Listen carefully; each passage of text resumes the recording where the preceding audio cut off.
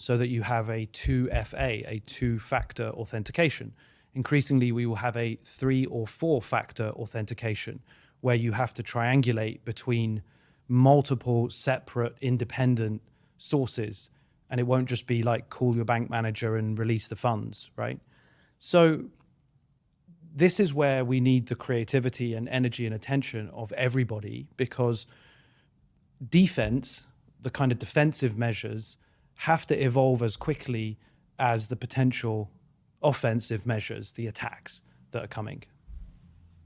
I heard you say this, that you think some people are, for many of these problems, we're going to need to develop AIs to defend us from the AIs. Right.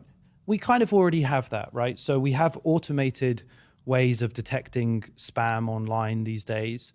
You know, most of the time there are machine learning systems which are trying to identify when your credit card is used in a fraudulent way. That's not a human sitting there looking at patterns of spending traffic in real time. That's an AI that is like flagging that something looks off. Likewise with data centers or security cameras, a lot of those security cameras these days are, you know, have tracking algorithms that look for, you know, surprising sounds, or like if a glass window is smashed, that'll be detected by an AI often that is, you know, listening on the security camera. So, you know, that's kind of what I mean by that, is that increasingly those AIs will get more capable and we'll want to use them for defensive purposes.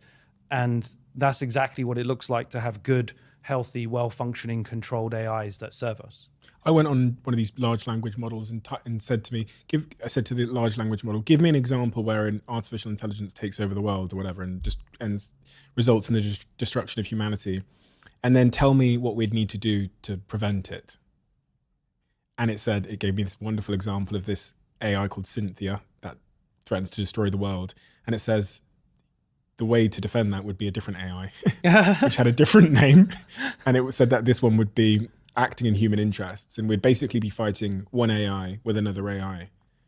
And of course, at that level, if Cynthia started to wreak havoc on the world and take control of the nuclear weapons and infrastructure and all that, we would need an equally intelligent weapon to fight it.